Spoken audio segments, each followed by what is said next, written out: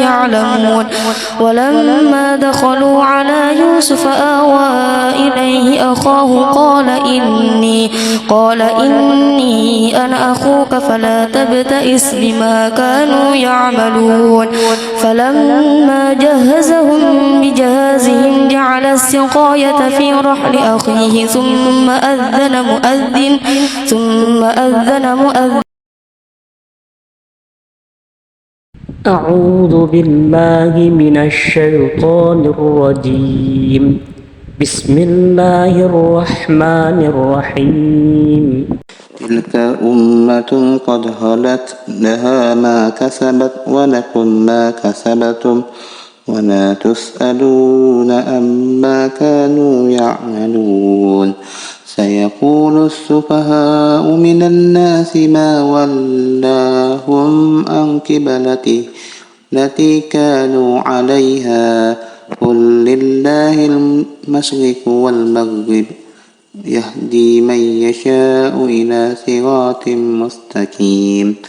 وكذلك جعلناكم أمة وسطا لتكونوا شهداء على الناس ويكون الرسول عليكم شهيدا.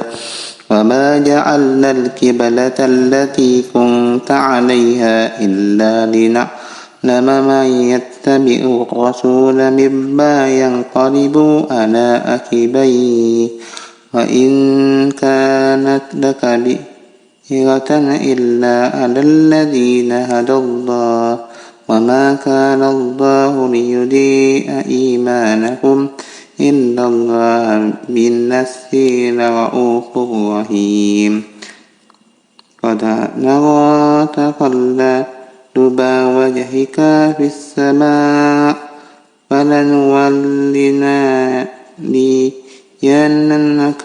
قبلة ترضاها فولي وجهك شطر المسجد الحرام وحيث ما كنتم فولوا وجوهكم شطرا وإن الذين أوتوا الكتاب ليعلمون أنه الحق من ربهم وما الله بغافل عما يعملون.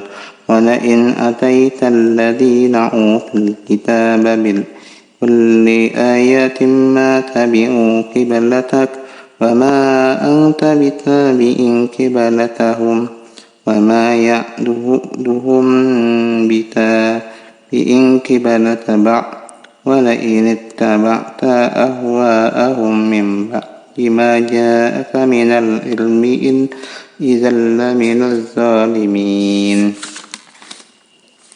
الذين آتيناهم الكتاب يعرفونه كما يعرفون أبناءهم وإن فريقا منهم ليكتمون الحق وهم يعلمون. الحق من ربك فلا تكونن من الممترين. ولكل وجهة هو موليها فاستبقوا الخيرات أينما تكونوا يأتي بكم الله جميعا إن الله على كل شيء قدير. ومن حيث خرجت فولي وجهك شطر المسجد الحرام وإنه للحق من ربك وما الله بغافل عما تعملون. ومن حيث خرجت فولي وجهك شطر المسجد الحرام وحيث ما كنتم فولوا وجوهكم شطره لئلا يكون للناس عليكم حجة إلا الذين ظلموا منهم فلا تخشوهم واخشوني ولأتم نعمتي عليكم لعلكم تهتدون. Assalamualaikum warahmatullahi wabarakatuh. Alhamdulillahirabbil alamin. Wassalatu wassalamu ala asrofil anbiya'i wal mursalin wa ala alihi wa sahbihi ajma'in. Para sahabat sambil motor yang dirahmati Allah Subhanahu wa taala, alhamdulillah pada kesempatan kali ini kita bisa berjumpa kembali Dan insya Allah pada pagi ini kita akan membawakan tema kajian sunnah kita, yaitu Al-Quran sebagai pembeda, ya. Nah, sahabat Samilkon, siapa yang sudah membaca Al-Quran? Apakah kita sudah lakukan setiap hari atau tidak? Apakah Quran ada di rumah kita atau sama sekali tidak ada? Atau sama sekali kita tidak pernah mendengarkan ayat Al-Quran, sehingga ketika kita mendengarkan Al-Quran terasa bising? Ketahuilah para sahabat Samilkon rahimahullah, Al-Quran merupakan sebagai petunjuk bagi kehidupan kita. Al-Quran sebagai pembeda, karena Allah Subhanahu wa taala telah mengatakan dalam Al-Quran, dalam Quran surah Ali Imran ayat ketiga, yang mana bunyi adalah min qablu hudan linnasi wa anzalal furqan innal ladzina kafaru bi ayatin billahi lahum adzabun syadid wallahu azizun dzuntiqam. Allah menurunkan, ya, Taurat dan Injil sebelum Al-Quran sebagai petunjuk bagi manusia, dan Allah menurunkan Al-Furqan, sesungguhnya orang-orang yang kafir terhadap ayat-ayat Allah bagi mereka azab yang keras, dan Allah Maha Perkasa. Sahabat Samilkon, Allah memiliki kasih sayang kepada hambanya, karena ayat ini menunjukkan tentang kasih sayang perhatiannya Allah kepada hambanya, di mana Allah Subhanahu wa taala menurunkan kitab-kitabnya kepada para rasul sebagai petunjuk bagi manusia. Sehebat, sekuat, sepintar apapun manusia yang mampu merubah peradaban dunia, yang mampu, ya, menjadikan sesuatu dunia ini, ya, menjadi tempat sebagai sandaran hidupnya, dapat mengubah sesuatu yang tidak bisa diubah oleh orang lain. Tetapi kalau dia tidak memiliki suatu agama, dia tidak memiliki kekuatan dalam dirinya, Al-Quran tidak menjadikan sebagai petunjuk dalam hidupnya, maka tidak akan menjadi apa-apa. Dia akan tergelincir pada dunia itu sendiri, karena sesungguhnya Allah Subhanahu wa taala mengutus, ya, para rasul, para nabi untuk membimbing kita kepada jalan yang benar, agar kita tidak terjebak dalam gemerlapnya dunia. Salah satu dari sahabat, Ali bin Abi Thalib, mengatakan kepada kita, sepintar apapun kita butuh kepada bimbingan Allah Subhanahu wa taala. Oleh karena itu Allah mengutus, ya, para rasul, para nabi, ya, agar bisa kita memahami dengan akal. Dan hikmah Allah pada ayat tersebut adalah bagaimana hukum-hukum yang syar'i, sebagaimana hikmahnya ada dalam hukum-hukumnya, yaitu kauni, ya, pada ayat-ayat kauni. Allah Subhanahu wa taala berfirman, ini petunjuk, ya. Di antara nama-nama Allah ada namanya Al-Hakim. Allah memiliki hikmah, ya. Hikmah adalah meletakkan sesuatu pada tempatnya. Kalau dari perbuatan syariat Allah yang tidak mengetahui hikmahnya, maka menunjukkan, ya, tentang keburukan dari pemahaman manusia.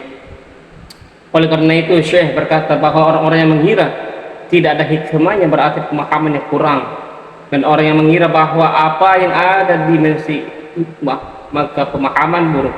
Adapun orang-orang yang Allah berikan pemahaman yang lurus, dia akan mengetahui bahwa segala sesuatu ada hikmahnya.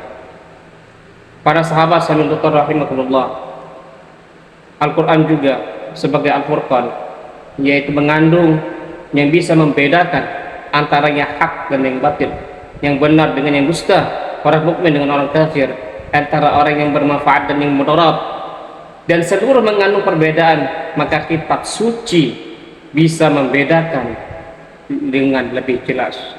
Jadi Al-Quran juga sebagai pembeda antara apa yang saya bicarakan tadi.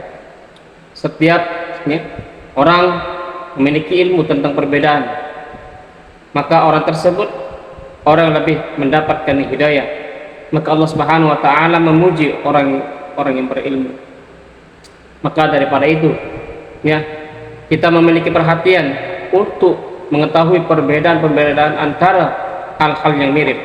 Ini adalah sebuah ilmu yang diambil dari sebagian ulama di dalam kitab fikih. Mereka menjelaskan perbedaan antara jual beli dengan hijrah, antara izarah dan jualah, antara rahn dan diman, antara wajib dan sunnah, dan seterusnya.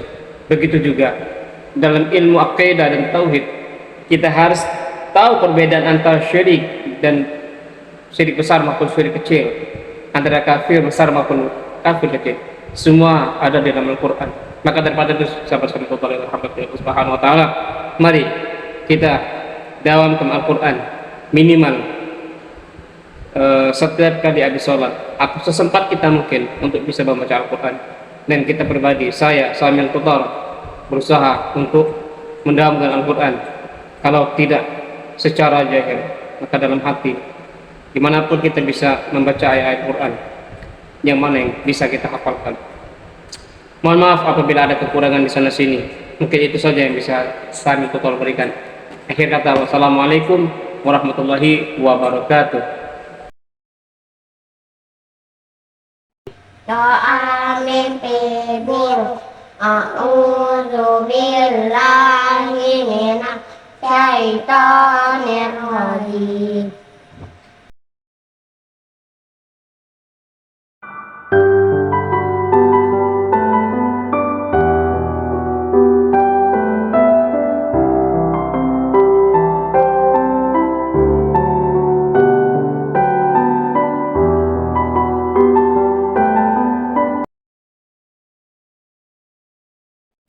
Assalamualaikum warahmatullahi wabarakatuh.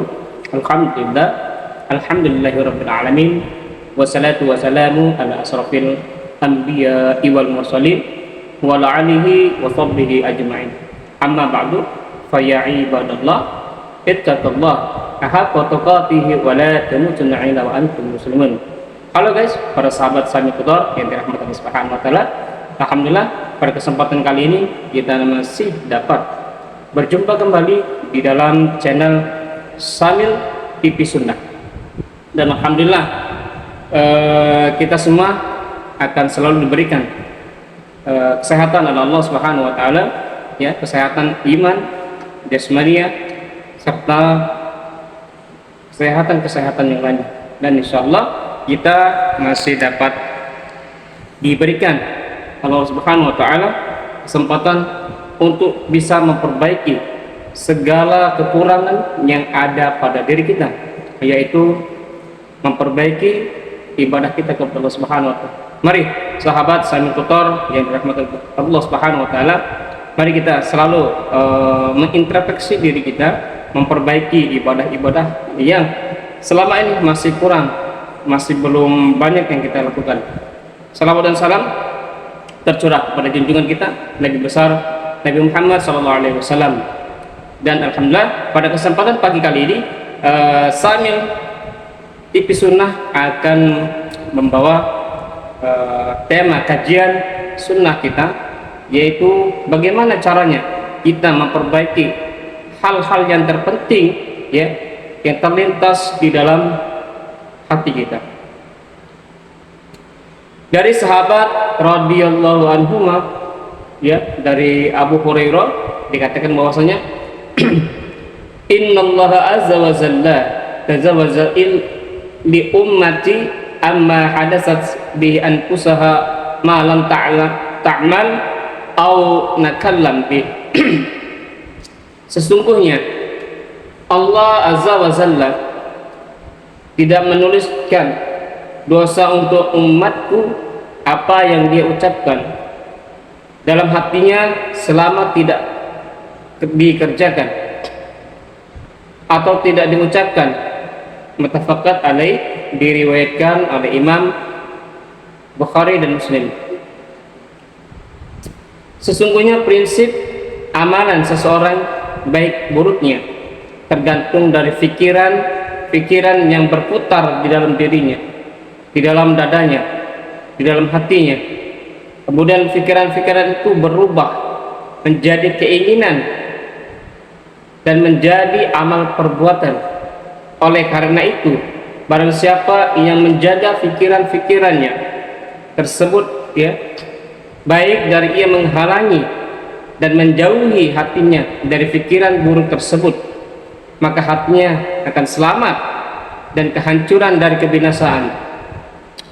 Tapi barang siapa yang membiarkan pikiran-pikirannya buruk terus merasuk ke dalam hatinya, menusuk ke dalam jiwanya, maka hal tersebut akan membuahkan kerusakan yang besar bagi dirinya.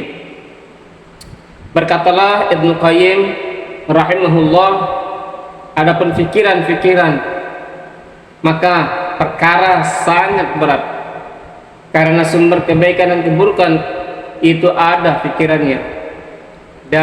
Dari terakhirnya keinginan, azam yang kuat, maka barang siapa yang memperhatikan pikiran-pikirannya, menjaga pikiran-pikirannya, ia akan menguasai dirinya, menguasai jiwanya, ya, nafsunya. Dan barang siapa yang terkalahkan oleh pikirannya, maka hawa nafsunya, ya, akan menguasai dirinya.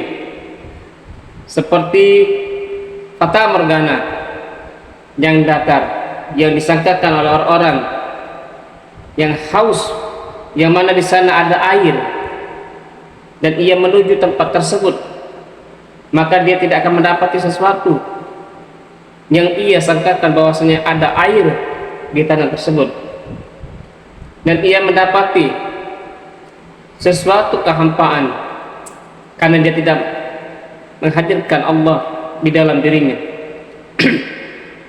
Para sahabat saya rahimahumullah,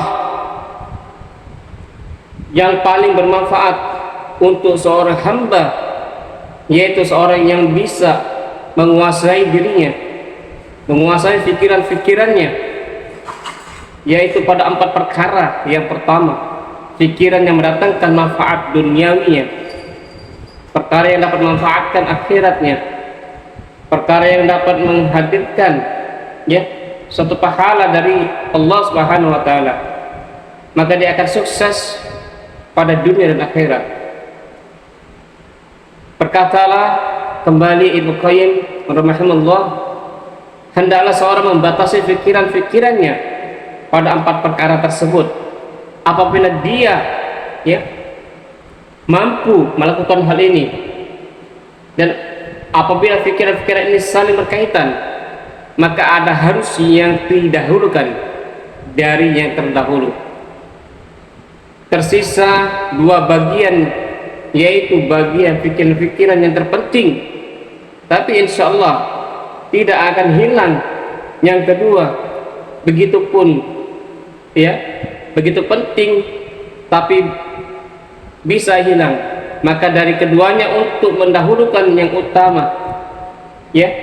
Di sini kita mungkin terjatuh kebingungan jika didahulukan yang penting, yang ditakutkan tidak bisa didapatkan, maka tidak akan kehilangan suatu yang penting. Tapi jika mendahulukan yang tidak begitu penting, maka kita tidak akan ketinggalan dari sesuatu yang lebih penting. Para sahabat saya rahimahullah, jika kedua ini dihadapkan, ya, 2 perkara yang tidak mungkin untuk kita gabungkan keduanya, ya, tidak mungkin kita akan mendapatkan keduanya jika kita pilih salah satunya, dan tidak kita dapatkan. Dari sinilah kita menggunakan akal, fikih dan pemahaman kita. Dan disinilah, ya, terlihat orang-orang yang cerdas dan orang-orang yang merugi. Para sahabat saya rahimahullah, maka kaidah yang kita gunakan dalam bab ini yaitu merupakan kaidah yang sangat penting, yang dibangun di atasnya, ya, proses syariat dan takdir, juga kembali kepadanya masalah penciptaan dan perintahnya, yaitu kita harus mendahulukan yang lebih besar, ya, walaupun ada yang lebih penting. Maka daripada itu, wahai sahabat sami rahimakumullah, mari kita jaga hal-hal yang terpenting yang terlintas di dalam pikiran kita. Mudah-mudahan Allah Subhanahu wa taala selalu menjaga diri kita. Amin amin ya rabbal alamin. Mohon maaf apabila materi yang kami sampaikan di sini masih ada kekurangan, masih ada kekakuan dalam penyampaiannya. Mohon maaf. Akhir kata, wassalamualaikum warahmatullahi wabarakatuh.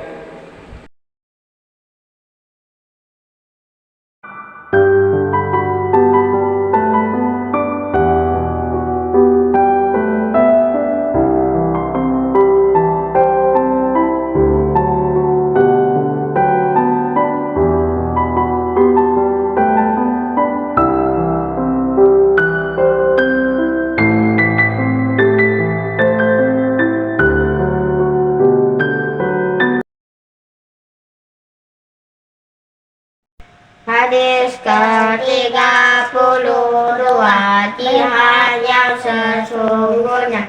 Al-mujahidu man jahada nafsahu fi ta'atillah.